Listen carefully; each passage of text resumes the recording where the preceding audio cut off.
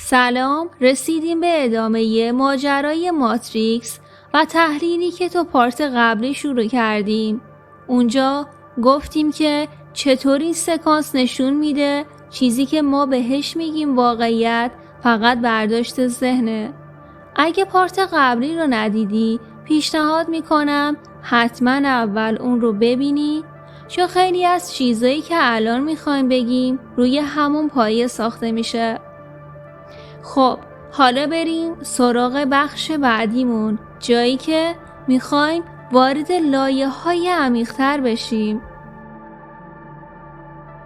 ما همیشه عادت کردیم فکر کنیم که آگاهی محصول مغزه، مثل اینکه مغز یک کارخانه است و آگاهی خروجی اون. اما اگه دقیق نگاه کنیم این تصویر کاملا غلطه. بذار اول از خود علم شروع کنم. مغز فقط یک پردازشگر سیگناله. نور، صدا، بو، مزه و لمس رو به پلس‌های الکتریکی تبدیل میکنه. اما یه سوال خیلی اساسی این وسط هست. وقتی مغز این پلس‌ها رو پردازش میکنه، چه کسی اون رو تجربه میکنه؟ این معما توی فلسفه به اسم Hard Problem of Consciousness یا همون مسئله سخت آگاهی معروفه. یعنی علم میتونه توضیح بده مغز چطور سیگنال ها رو جابجا میکنه، اما نمیتونه توضیح بده چطور از دل این سیگنال ها تجربه زنده آگاهی به وجود میاد. چطور یه پلس الکتریکی تبدیل میشه به حس درد؟ چطور واکنش شیمیایی تبدیل میشه به رنگ قرمز یا صدای موسیقی یا عشق؟ هیچ دانشمندی تا حالا نتونسته اینو توضیح بده. اینجاست که همه چیز روشن میشه.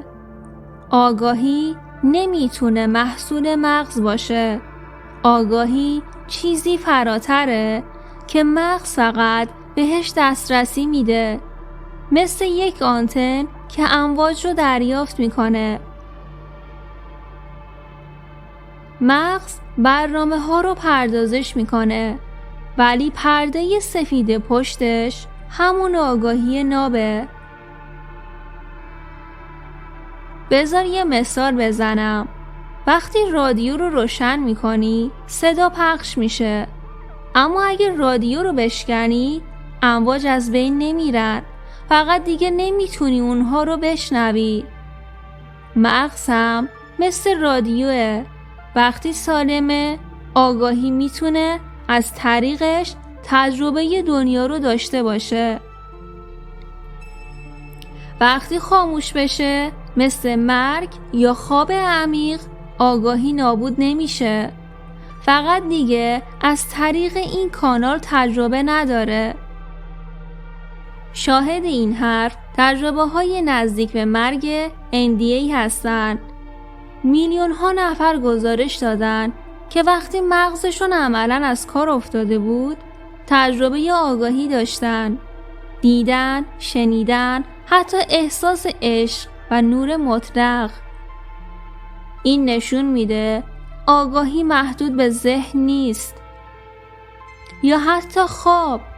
وقتی خواب میبینی ذهنت صحنه هایی میسازه که به اندازه بیداری واقعی به نظر میان. یعنی ذهن صرفاً یک ابزار تاثیرسازه، اما اون چیزی که همه چیز رو تجربه میکنه همیشه یک چیز ثابته: آگاهی. پس بنابراین مغز ابزار پردازش و کانال تجربه است. آگاهی بستر مطلقیه که مستقل از مغزه و همیشه حضور داره. پس ماجرا برعکسه. آگاهی از ذهن نمیاد، ذهن از آگاهی پدیدار میشه. جهان از آگاهی پدیدار میشه. حتی خود زمان و مکان از آگاهی میان. و اینجا میرسیم به یک نقطه خیلی عمیق. آگاهی تنها حقیقت مطلقه.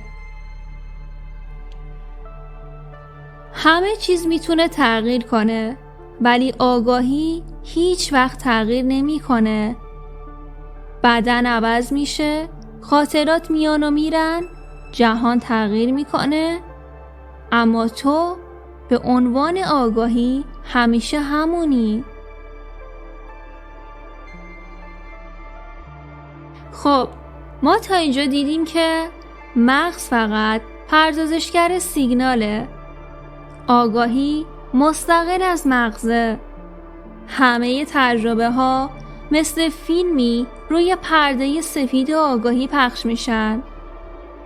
حالا سوال اصلی اینه، خود آگاهی چیه؟ بذار یه مکث کنیم. هر چیزی که تجربه میکنی یک ابزار برای دیدنه. با چشم رنگ‌ها و شکل‌ها رو می‌بینی، با گوش صداها رو، با ذهن افکار رو. اما آگاهی رو با چی می‌بینی؟ جواب ساده است، با هیچی. چون آگاهی خودش بیننده است. آگاهی رو نمیتونی ببینی، چون خودشه که همه چیز رو می‌بینه.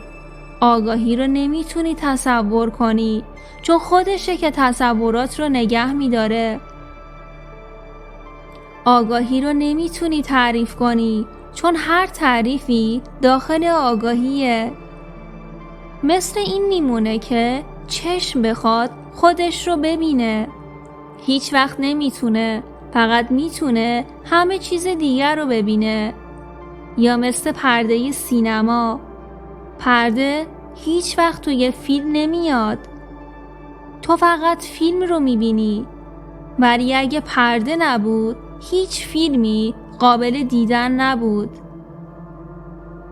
اینجاست که میفهمیم آگاهی هیچ شکل و فرمی نداره. آگاهی بی زمان و بی مکانه. آگاهی هیچ تغییری نمیکنه. هر چیزی که تغییر میکنه نمیتونه حقیقت مطلق باشه، چون هر چیزی که امروز هست و فردا نیست موقته. اما تو همیشه یک چیز رو همراه خودت داشتی، حضور آگاهی. بذار یه مثال شخصی بزنم. وقتی بچه بودی بدنی داشتی کوچیک، الان بدنت بزرگتر شده، چهرهت تغییر کرده، خاطراتت عوض شدن، اما اون من بیننده که همه چیز رو تجربه میکنه همون مونده، هیچ وقت تغییر نکرده. اون من در واقع بدن یا ذهن نیست، اون همون آگاهی نابه. پس نتیجه میگیریم که همه چیز درون آگاهی اتفاق میفته. هیچ چیزی بیرون از آگاهی نیست. حتی فکر من هم فقط تصویری در آگاهیه. و اینجاست که یک حقیقت خیلی عمیق روشن میشه. تو آگاهی نیستی که جهان رو تجربه میکنه. جهان در آگاهی تو پدیدار میشه. حالا میریم سراغ بخش بعدیمون، توهم جدایی و یگانگی آگاهی. این بخش یکی از کلیدی ترین و عمیق ترین قسمت های پادکستمونه، چون میفهمیم چرا احساس من جدا یک توهمه و همه ما در حقیقت یک آگاهی واحدیم.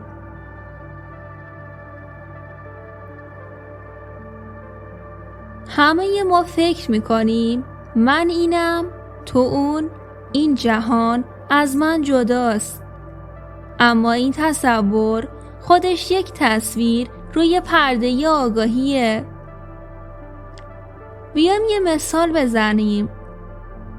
وقتی در یک اتاق تاریک هستی و چند نور کوچیک روشن میشن، تو فکر میکنی هر نور یک شیء جداست، اما وقتی از بالا نگاه میکنی میبینی همه این نورها بخشی از یک تابش واحد هستند.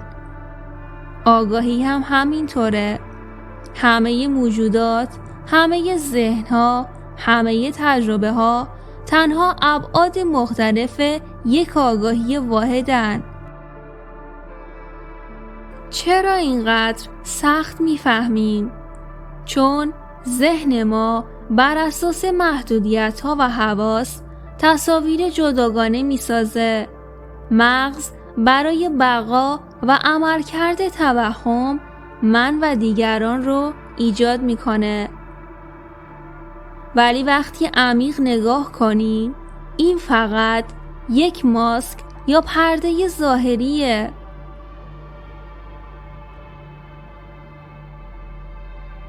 فلسفه و عرفان هزاران سال گفته بودن همه چیز یکیست.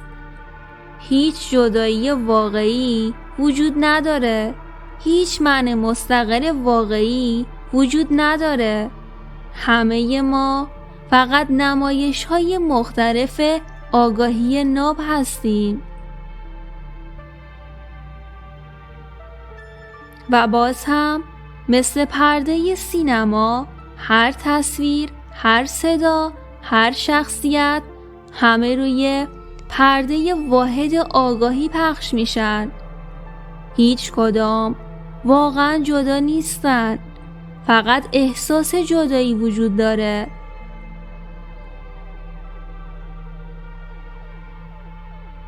پیام عملی اینه: وقتی بفهمیم که همه ما بخشی از یک آگاهی واحد هستیم، ترس، تنهایی، حسادت و نفرت بی‌معنی میشن. چون حقیقت اینه: هیچ کس جدا نیست. هیچ چیزی جدا نیست. همه ما در یک جریان واحد آگاهی حضور داریم. و اینجاست که میرسیم به لحظه اوج پادکست. تو و همه جهان فقط بازتاب‌های متفاوتی از یک آگاهی هستین. نه چیزی اضافه است، نه چیزی کم. فقط یک نور واحده که خودش رو در میلیون‌ها شکل و صدا و تصویر تجربه میکنه. خب تا اینجا دیدیم که همه تجربه ها فقط سیگنال هایی هستن که مغز پردازش میکنه. مغز فقط یک کانال یا ابزار، نه خالق تجربه. آگاهی پشت همه این هاست. صفحه سفید و ثابت که همه تصاویر روی اون پخش میشن. واقعیت بیرونی یک توهمه. همه چیز در آگاهی رخ میده. احساس جدایی، من و تو، ما و جهان همه توهمی هستند. همه ما بخشی از یک آگاهی واحدیم.